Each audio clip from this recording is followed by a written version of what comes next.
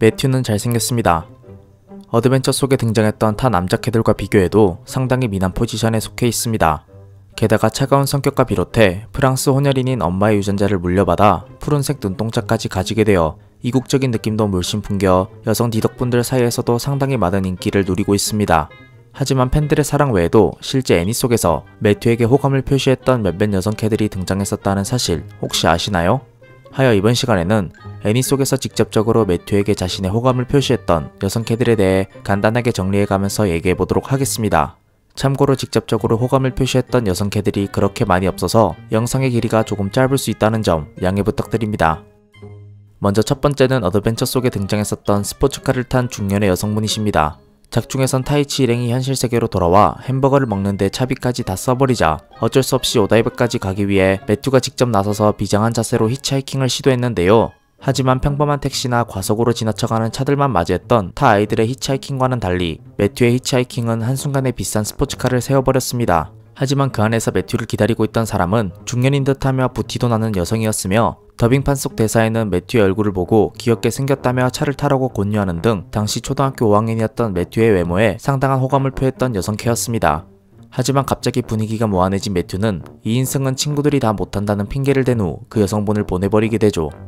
다음으로 두 번째는 최사내의 누나입니다. 작중에서 사내의 누나는 밴드부에서 보컬을 맡고 있는 매튜를 열렬하게 좋아하는 팬이자 이성적으로도 매튜의 잘생긴 외모를 열정적으로 좋아하는 모습으로 등장했는데요.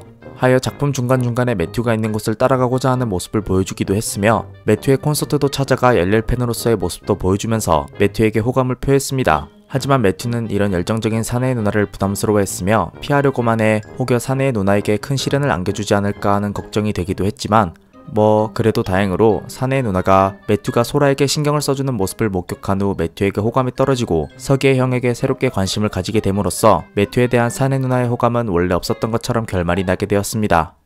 마지막으로는 여러분들도 거의 다 아시는 미래 매튜의 아내 소라입니다.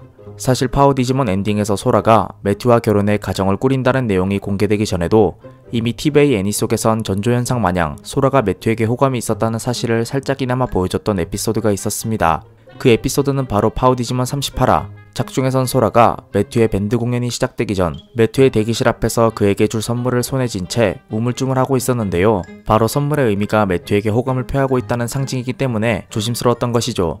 더하여 이전에 어드벤처 때와 워게임 내에서 소라와 썸을 탔던 테일이도 생각나 소라는 테일이와 매튜를 고민하게 되면서 더더욱 발걸음이 떨어지지 않았습니다. 하지만 테일이가 소라에게 다가가 빨리 선물을 주고 오라고 말하면서 매튜를 향한 소라의 호감 표시를 이해하고 그녀를 진심으로 응원해주는데요.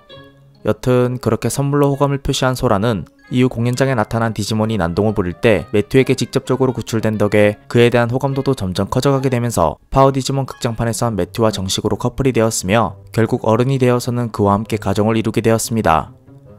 이렇듯 소라는 매튜에게 호감을 표했던 타 여성캐들과는 달리 매튜와 이어진다는 행복한 결말을 맞이한 유일한 여성캐가 되었습니다. 이상 애니 속에서 매튜에게 직접적으로 호감을 표시했던 여성캐들에 대한 정리였는데요. 역시 이렇게 정리해보니 초딩 때부터 수많은 러브콜을 받았던 매튜가 부러워지네요. 더군다나 엔티얼은 아니지만 테일이와 썸을 탔던 소라까지 매튜와 이어졌다는 사실 때문인지 테일이에 대한 안타까움도 다시금 드는 것 같습니다.